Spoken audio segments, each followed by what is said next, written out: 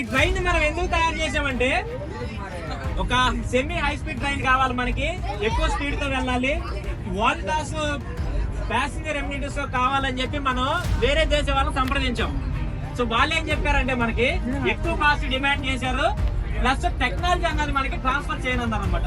So దానికి మన వాళ్ళు ఏం చేశారంటే ఇది అవసరమే లేదు, మేమే సొంతంగా ట్రైన్ తయారు చేసుకుంటాం, మాలో అంత బ్రెయిన్ ఉంది, అన్ని తెలివితేటలు ఉంది, మా వాళ్ళు అంత టెక్నాలజీ ఉందని చెప్పి సుధాన్సి మనీ సార్ ఏం చేశారంటే ఈ ట్రైన్ ని డిజైన్ చేసి 18 months లో మనకి తయారు చేసి ట్రాక్ ఎక్కించారన్నమాట.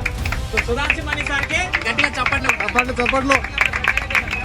సో మన తెలివితేటలు వాడితే మనం ప్రపంచంలో వాళ్ళు ఏదైతే కాస్ట్ చెప్పారో అందులో 40% కాస్ట్ అని మనం వరల్డ్ క్లాస్ ఎమ్యూనిటీస్ తో మనం ఈ ట్రైన్ అన్నది తయారు చేసాం.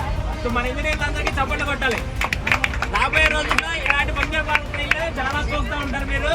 దీనివల్ల మీకు డస్ట్ రాదు, ఏరోడైనమిక్ షేప్ తో వస్తే, ఫుల్ సీల్డ్ గ్యాంగ్ వేవ్స్ తో వస్తే, సో వరల్డ్ క్లాస్ ఎమ్యూనిటీస్ తో వస్తే ఇది 160 km/h వేగంతో వెళ్తుంది.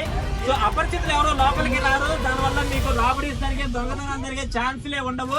సో ఫుట్పాత్ ప్రయాణం వల్ల మీరు కింద పడే ఛాన్సులు ఉండవు. సో వేగవంతమైన సుఖవంతమైన ప్రయాణం మీ వందే భారత్ వల్ల మీకు కలుగుతుంది అన్నమాట.